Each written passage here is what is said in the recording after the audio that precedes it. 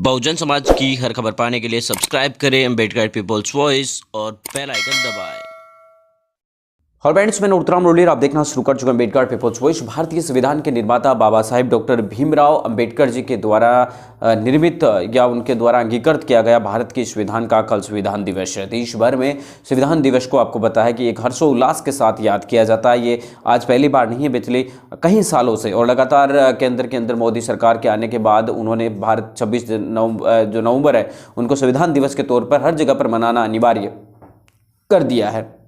तो इन तमाम चीज़ों को हम देखने की कोशिश करें तो कल भारतीय संविधान दिवस है। भारतीय संविधान के निर्माता बाबा साहेब डॉक्टर भीमराव अम्बेडकर जी के अथक प्रयासों और देश के कई गणमान्य लोगों के जो आपको बता दें कि सहयोग की वजह से भारत का संविधान बनकर तैयार हुआ था और उसके लागू हुआ था, जिसके चलते ही भारत के अंदर आज एक मानवतावादी या सिद्धांतवादी या इंसानियत या आपको बता दें कि बंधुत्व, भाईचारा, इन तमाम चीज़ों की जो ज़रूरत है। लेकिन सबसे बड़ी सवाल ये आज ये है कि कई सारी ताकतें जो भारतीय संविधान को, लोकतंत्र को समाप्त करने की कोशिश कर रही है, उन ताकतों से हमें लड़ना है।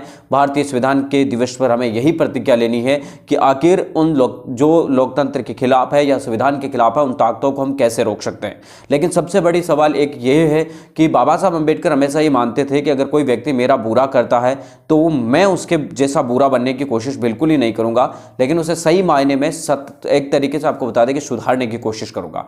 भारत के संविधान के अंतर्गत सजा का कानून का प्रावधान है, यानी कि कोई आदमी गलत करता है तो उसे सजा मिलती है। लेकिन आपको बता दें कि उस सजा के अंदर भी एक चीज है कि वो पहले यही कोशिश करता है कि कहीं ना कहीं व्यक्ति सुधर जाए। अगर सुधरने की नीयत या सुधरने लायक वो जुर्म उसने किया है तो आपको बता दें कि उसे कठिन सजा है वो मिलती है। तो इन तमाम चीज़ों को हमें समझना होगा कि बाबा साहब अम्बेडकर कभी भी ये नहीं चाहते थे कि कोई आदमी बुरा है तो हमें भी उससे बुरा बनना चाहिए। बाबा साहब अम्बेडकर हमेशा चाहते थे कि इंसानियत को, मानवता को, बंधुत्व को, किस तरीके से भाईचारा को आगे बढ़ाया जाए। यही वजह है कि आज मैं आपको बताना की कोशिश करूँ तो बाबा साहब अम्बेडकर जी को याद करते हुए मुझे वो दिन याद आते हैं कि बाबा साहब अम्बेडकर जी ने 1935 में येवला की एक सभा में कहा था कि मैं हिंदू बनकर पैदा हुआ लेकिन मैं हिंदू मरना नहीं चाहता। और उसके बावजूद उन्होंने आपको बता दें कि कई सारे धर्मों के लोगों ने उन्हें आमंत्रित किया, लेकिन इसके बावजूद भी उन्होंने भारत के ही मूल जो धर्म था, बौद्ध धर्म, उसको ही अंगीकृत किया या उसी को उन्होंने ग्रहण किया। लेकिन आज कहीं सारे मैं सोशल मीडिया पर पोस्ट देखता हूं तो बाबा साहब अम्बेडकर ने 35 साल आखिर क्यों लिए? ये सोचने वाली बात है कि बाबा साहब अम्बेडकर जितनी बुद्धिजीवी व्यक्ति, जो हर चीज़ का ज्ञाता था, जिसने कई सारी चीज़ों को पढ़ा है और तमाम चीज़ें जानता था, उसने भी धर्म परिवर्तन करने के लिए 35 साल लिए। एक दिन में धर्म परिवर्तन नहीं होता। लेकिन आज आपको बता दें कि सोशल मीडिया पर तमाम लोग जो अपने नाम के आगे अम्बेडकरवादी लगाते हैं, अपने आप के आगे गौतम लगाते हैं, बौद्ध लगाते हैं, लेकिन सही मायने के अंदर उन्हें अगर बुद्ध की या अम्बेडकरवाद की परिभाषा पूछ ले तो उन्हें उन परिभाषा का भी पता नहीं होगा कि आखिर अम्बेडकरवाद कहते किसे। दरअसल मैं आपको बताने की कोशिश करूं तो बाबा साहब अम्बेडकर के बारे में या उनके जीवन के बारे को लेकर कई सारे लेखकों ने अलग अलग लेखनी लिखे होंगे। हर लेखक के अपने एक निजी विचार होता है और उसे वो तोड़ मरोड़ के किसी भी तरीके से पेश कर सकता है। जिस तरीके से अभी मैं कुछ बोल रहा हूं और उसको तोड़ मरोड़ कर मैं किसी भी प्रकार से बोल सकता हूं।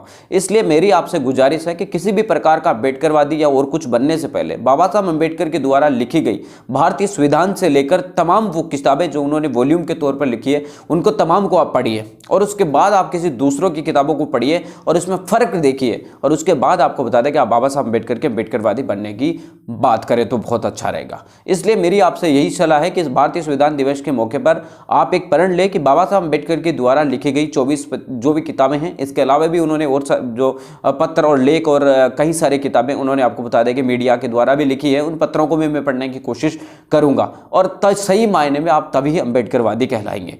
मिलेंगे इस नए वीडियो ने अपडेटों के साथ। अब तक आपसे लेते विदा। लाइक कीजिए, कमेंट कीजिए और शेयर करना बिल्कुल ना भूलें।